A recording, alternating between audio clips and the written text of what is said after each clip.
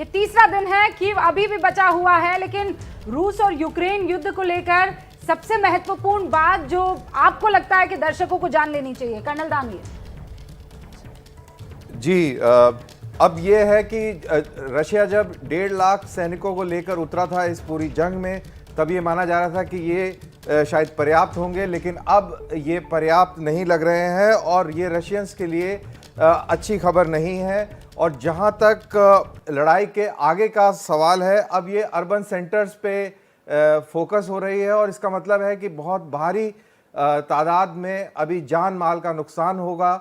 और अगर ये जंग जल्दी से कॉन्फ्लिक्ट रेजोल्यूशन की ओर ना बढ़ी तो ये एक बहुत बड़ी मेजर क्राइसिस यूरोप के अंदर ह्यूमैनिटेरियन पॉइंट ऑफ व्यू से डेवलप होती जा रही है। नहीं, और वो इसीलिए बार बार ये कहा जाता है ना कि प्रदीप जी, जंग जीते कोई भी, हार इंसानियत की होती है। अब अमेरिका की तरफ से ये दावा किया जा रहा है कि आप छोड़िए, जितने भी हवा में उड़ते एयरक्राफ्ट है उनसे हमें मतलब नहीं है, हम तो रशिया की कमर तोड़ेंगे। और कमर कैसे तोड़ेंगे? वो जो आर्थिक प्रतिबंध लगा रहे हैं, कहाँ जाता आपको ये दिख रहा है इस वक्त? नहीं, देखिए, वो आर्थिक प्रतिबंध जो लगाए जा रहे हैं वो कोई नई बात नहीं है। 2014 से इस तरह के प्रतिबंध जो है रूस झेल रहा है। सवाल ये है कि जो रूस की आर्थिक कमर अगर आपको तोड़नी है तो गैस और उनके तेल पर रोक लगानी पड़ेगी।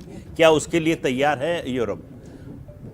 जर्मनी का 60% गैस का जो उनकी डिमांड है वो रूस से पूरी होती है। जर्मनी कह रहा है कि अगर हमने बंद कर दिया इसको तो हमारे लोग जो है ठंड से मर जाएंगे।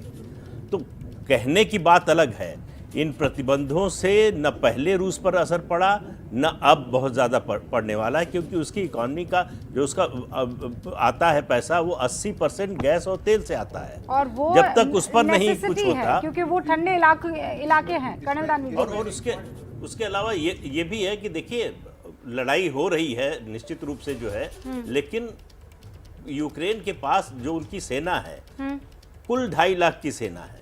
कितने दिन लड़ेंगे? लड़ाई को वो थोड़ा सा कुछ दिन खींच सकते हैं। उनकी एयरफोर्स को ध्वस्त कर दिया है रूस ने। तो ऐसे में अमेरिका और यूरोप ने चढ़ाया तो यूक्रेन को, लेकिन जब मदद करने का मौका आया तो हाथ पीछे हट गए हैं। अभय जी भी स्क्रीन पर दिखाई दे रहे हैं। अभय जी, आपको क्या लग रहा है किस ओर जाता हुआ? क्योंकि कहा जा रहा था कि विश्व युद्ध की तरफ जा रहा है, हमें रोक देना चाहिए। मोदी ने बात की, फिर खबर आई कि चीन के राष्ट्रपति शी जिनपिंग ने भी उनसे बातचीत की है। कोई आसार कि ये युद्ध रुकेगा? अभय जी, देखिए, युद्ध अगर चलता रहा तो यूक्रेन की पराजय निश्चित है और वो पराजय जल्दी ही होगी। थोड़ी देरदार हो सकती है। और पुतिन का पहला इरादा ये है कि वहाँ पर वो बिल्कुल अपने समर्थन वाली एक कठपुतली सरकार की वहाँ पर स्थापना करे। इसके लिए वो दोबारा कब्जा करने के बाद में दोबारा एक फर्जी किस्म का वहाँ पर चुनाव भी आयोजित कर सकते हैं।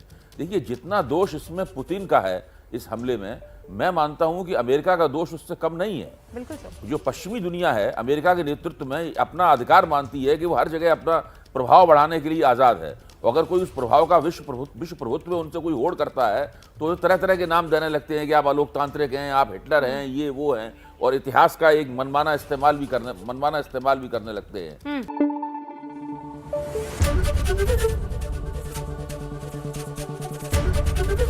एबीपी न्यूज आपको रखे आगे।